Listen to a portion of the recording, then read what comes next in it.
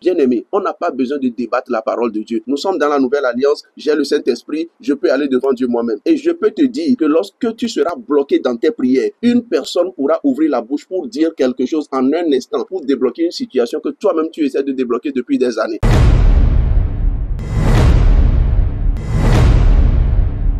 Je vous salue dans le beau précieux nom de Jésus-Christ. C'est toujours un plaisir de vous retrouver, bien-aimés dans le Seigneur. Aujourd'hui, nous parlons de la bénédiction d'alliance. Bien-aimés dans le Seigneur, quand on parle de bénédiction d'alliance, il s'agit d'une bénédiction que l'on obtient soit par une alliance qu'on a conclue avec le Seigneur, ou soit dans l'alliance que quelqu'un d'autre a conclue avec le Seigneur. Alors, c'est un sujet qui peut être très controversé parce que d'abord, on se demande, dans la nouvelle alliance où nous sommes, est-ce qu'on a encore besoin de quelqu'un pour être béni par Dieu? Est-ce qu'on a besoin d'un intermédiaire pour être béni par Dieu? Ici, il ne s'agit pas d'un intermédiaire pour entrer en contact ou bien en présence de Dieu, mais il s'agit ici d'être dans l'alliance de quelqu'un, ce qui est tout à fait différent d'avoir besoin de quelqu'un comme intermédiaire pour entrer en présence de Dieu. Nous allons prendre un exemple dans Genèse chapitre 22. À partir du verset 16, nous voyons, c'est dans le contexte où Abraham a été mis à l'épreuve et il a voulu offrir son fils en sacrifice à Dieu, et Dieu lui a dit de ne pas tuer l'enfant, mais de prendre le bélier qui est à côté. Alors il dit, je le jure par moi-même. Genèse 22 verset 16, je le jure par moi-même, parole de l'Éternel, parce que tu as fait cela et que tu n'as pas refusé ton fils, ton unique. Je te bénirai, je multiplierai ta postérité comme les étoiles du ciel et comme le sable qui est sur le bord de la mer, et ta postérité possédera la porte de ses ennemis. Verset 18, toutes les nations de la terre seront bénies en ta postérité parce que tu as obéi à ma voix. Alors voici la bénédiction. Il commence en disant, je le jure par moi-même, parole de l'Éternel. Ça veut dire que c'est une bénédiction signée, c'est une bénédiction d'alliance. Et nous voyons qu'il parle de la postérité d'Abraham. Il dit, toutes les nations de la terre seront bénies en ta postérité. Donc, lorsque quelqu'un est béni, la bénédiction va de génération en génération. Il est dit dans Exode chapitre 20, à partir du verset 6, qu'il fait miséricorde jusqu'à la millième génération. Ça veut dire que Dieu bénit quelqu'un et les personnes qui sont issues de cette personne sur plusieurs générations sont bénies dans la bénédiction de cette personne. Donc, l'alliance d'Abraham bénit les enfants d'Abraham. Vous voyez dans Genèse chapitre 26, au verset 4, Dieu fait une promesse à Abraham. Il dit, je multiplierai ta postérité comme les étoiles du ciel, je te donnerai. Vous voyez la même bénédiction dont Dieu a béni Abraham. Dieu est en train de répéter cette bénédiction à Isaac. Mais dans le verset 5, il dit, parce que Abraham a obéi à ma voix et qu'il a observé mes ordres, mes commandements, mes statuts et mes lois. En fait, Dieu était en train de bénir Isaac, mais il lui dit, c'est à cause d'Abraham. C'est parce que ton père a fait ci, c'est parce que ton père a fait ça. Donc, quelqu'un peut être béni dans une alliance. Une alliance, en fait, c'est un contrat. Ça veut dire que quelqu'un pose un pas et la deuxième partie, l'autre aussi pose un autre pas. Donc, entre l'homme et Dieu, l'homme fait quelque chose et Dieu fait sa part qui est la bénédiction. Donc, Abraham a fait quelque chose et Isaac est en train d'être béni à cause de ce que Abraham a fait. Nous poussons plus loin dans le même chapitre. Isaac a été béni en pleine sécheresse dans le pays des Philistins. Il a été béni pendant que les Philistins, la terre était sèche. La Bible dit, lui, il allait en s'enrichissant au point où les Philistins ont commencé par l'envier. Et il a même creusé des puits sur cette terre sèche et il trouvait de l'eau. Mais quand il trouve de l'eau, les Philistins viennent s'accaparer du puits. Et il continue, il va plus loin. Il creuse encore un puits, il trouve encore de l'eau. Jusqu'à ce que les Philistins lui laissent le puits, le nouveau puits qu'il a creusé. Et c'est là qu'il a dit, Rehoboth, l'Éternel m'a mis au large. Cette fois, l'Éternel m'a mis au large, Rehoboth. Et maintenant qu'il dira ça, le Seigneur se révélera à lui dans Genèse 26, verset 24. L'Éternel lui apparut dans la nuit et dit, je suis le Dieu d'Abraham. En réalité, c'est Isaac qui était en train d'être béni. C'est Isaac qui récoltait dans le pays des Philistins. C'est Isaac qui creusait des puits et qui avait de l'eau. Mais lorsqu'il a commencé à rendre gloire à Dieu pour ce que Dieu est en train de lui faire, Dieu lui dit, attention, je suis le Dieu de ton père Abraham. Je suis le Dieu d'Abraham ton père. Ne crains point, car je suis avec toi. Je te bénirai, je multiplierai ta postérité à cause de mon serviteur Abraham. Ça revient encore. Donc la bénédiction d'Isaac est une bénédiction qui vient dans l'alliance d'Abraham. Quand nous allons plus loin, dans Genèse chapitre 31 au verset 29, nous voyons ici, lorsque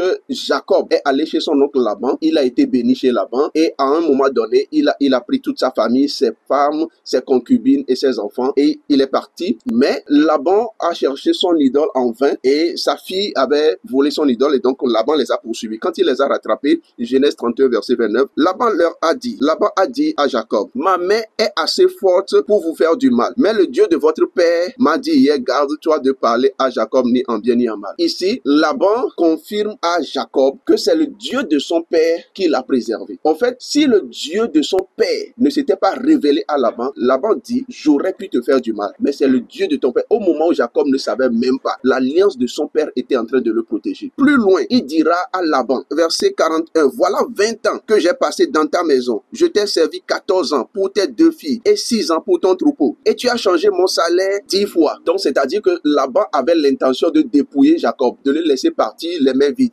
Laban avait l'intention d'appauvrir Jacob, en fait. Et le Seigneur se révélait à Jacob pour lui montrer les astuces. Tellement que lorsque Laban disait, les brebis rayées seront ton salaire, toutes les brebis étaient rayées. Les brebis tachetées seront ton salaire, toutes les brebis étaient tachetées. C'est-à-dire que d'une certaine manière, Dieu était en train d'enrichir Jacob et il devenait beaucoup plus riche même que Laban qui a été son patron. Maintenant, dans le verset 42, Jacob dit, si je n'eusse pas eu pour moi le Dieu de mon père, le Dieu d'Abraham, celui que crée Isaac, tu m'aurais maintenant renvoyé à vide. Dieu a vu ma souffrance et le travail de mes mains. Et hier, il a prononcé son jugement. Alors, Dieu a préservé Jacob et l'a rendu plus riche alors que Laban voulait l'appauvrir. Pourquoi? Il a reconnu que c'est l'œuvre du Dieu de son père. Autrement dit, quand quelqu'un dit le Dieu de mon père, ça veut dire l'alliance que mon père a avec Dieu. Jacob a reconnu que c'est à cause de l'alliance d'Abraham que lui, il a été préservé. Qu'il a été préservé des manipulations, des manigances de son beau-père, de son oncle Laban, qui voulait l'appauvrir. Bien-aimé dans le Seigneur, j'aimerais vous dire quelque chose aujourd'hui. Vous avez prié, vous avez cherché, vous n'avez pas obtenu, pas parce que Dieu n'est pas vivant, mais parce que dans le monde spirituel, il y a des principes. Dieu a béni certaines personnes avant vous et vous devez être dans l'alliance de ces personnes que Dieu a bénies. Dieu a établi certaines personnes sur votre vie comme étant des autorités. Et parce que ces personnes ont été bénies avant vous, c'est de leur bénédiction que vous serez bénis. Dieu a fait des alliances avec ces personnes. Dieu a promis la protection à certaines personnes et les a établies sur votre vie. Sachez que c'est dans cette alliance de protection que vous serez protégés. Aujourd'hui, nous sommes devenus des théologiens et nous débattons certains sujets qui n'ont pas besoin d'être débattus. Bien-aimés, on n'a pas besoin de débattre la parole de Dieu. Nous sommes dans la nouvelle alliance, j'ai le Saint-Esprit, je peux aller devant Dieu moi-même. Et je peux te dire que lorsque tu seras bloqué dans tes prières, une personne pourra ouvrir la bouche pour dire quelque chose en un instant, pour débloquer une situation que toi-même tu essaies de débloquer depuis des années. Alors aujourd'hui, la religion nous a fait beaucoup de mal et on n'arrive pas à comprendre les choses spirituelles. Bien-aimés, regardons la Bible et comprenons la Bible de la manière spirituelle, avec des yeux spirituels. Lisons la Bible avec des yeux spirituels et comprenons-la avec la révélation du Saint-Esprit. Je prie au nom de Jésus-Christ que aucune situation ne puisse t'empêcher d'atteindre ta destinée, que tu ne sois bloqué devant aucune situation, parce que le Seigneur a établi sur toi des personnes qui sont en alliance avec lui. Le Seigneur a établi sur toi des personnes qui ont des alliances de prospérité, des alliances de bénédiction, des alliances de protection, et tu peux atteindre ta destinée en étant en alliance avec ces personnes. Lorsque Dieu est en alliance avec quelqu'un, que toi tu es en alliance avec cette personne, tu es automatiquement en alliance avec Dieu, et Dieu te bénit de la bénédiction de cette personne. C'est grâce à des personnes que Dieu a choisies et établies sur nos vies que nous arrivons à atteindre notre destinée. Le Seigneur est avec toi pour te donner la révélation. Le Seigneur est avec toi pour te connecter à la grâce, pour que tu puisses atteindre ta destinée. Tu ne seras pas bloqué. Ta destinée ne t'échappera pas. La main du Seigneur est sur toi et il te donnera les bonnes connexions parce qu'il nous a donné l'esprit d'adoption pour que nous soyons ses enfants. De même, il te fera adopter par une autorité spirituelle sous laquelle tu auras une alliance, auprès de qui tu auras une alliance de prospérité pour que tu puisses atteindre ta destinée, pour que tu puisses justement être béni et complètement restaurer des situations qui t'échappent jusqu'à présent. Que la main du Seigneur soit sur toi, soit bénie et que Dieu te relève dans le nom de Jésus-Christ de Nazareth. Amen. Dieu te bénisse.